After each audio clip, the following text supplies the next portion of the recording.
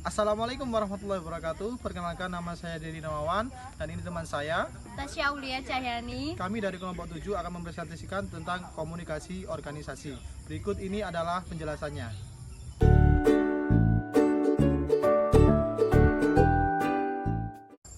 Di sini saya akan menjelaskan definisi komunikasi kerja. Komunikasi kerja adalah sebuah proses interaksi antara pemimpin dan karyawan dalam hal penyampaian perintah, informasi, saran, dan tujuan perusahaan yang bersifat lisan maupun tulisan yang bertujuan agar tidak terjadi kesalahan-kesalahan dalam pekerjaan dan tercipta lingkungan kerja yang baik antara pimpinan dan karyawan untuk meningkatkan kinerja karyawan dalam mencapai tujuan perusahaan.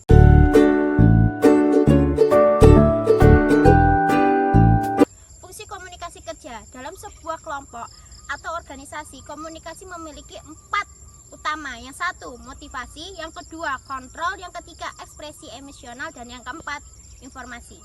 Dan yang ketiga, proses komunikasi. Sebelum komunikasi dapat terjadi, dibutuhkan suatu tujuan yang terexpresikan sebagai pesan untuk disampaikan. Pesan tersebut disampaikan dari seseorang pengirim kepada seseorang penerima. Dan keempat, arah dalam komunikasi. Komunikasi dapat mengalir secara vertikal ataupun lateral. Lebih jauh, di definisi vertikal dapat dibagi menjadi aliran komunikasi di bawah dan ke atas. Dan yang kelima, komunikasi dalam organisasi. Komunikasi organisasi adalah suatu proses pertukaran informasi di antara orang-orang dalam suatu organisasi, di mana dalamnya tercapai 4 tahapan komunikasi yang meliputi attention atau atensi atau perhatian, comprehension atau komprehensi, acceptance, astur atau kebenaran.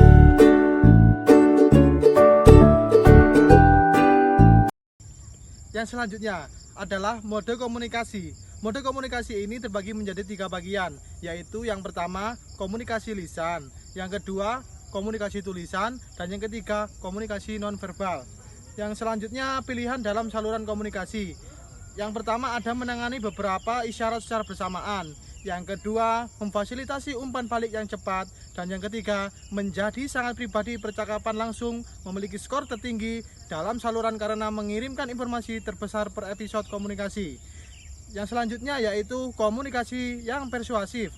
Menurut Anderson dalam Effendi 1999 mengatakan bahwa persuasi adalah suatu proses komunikasi antar persona, di mana komunikator berupaya dengan menggunakan lambang-lambang untuk mempengaruhi kondisi penerima. Jadi, secara sengaja mengubah sikap atau kegiatan seperti yang diinginkan oleh komunikator. Yang selanjutnya adalah hambatan dalam komunikasi efektif. Yang pertama, perbedaan persepsi dan bahasan. Dan yang kedua, pendengaran yang buruk. Yang ketiga, gangguan emosional. Yang keempat, perbedaan budaya. Dan yang kelima, gangguan fisik. Yang terakhir adalah implikasi global.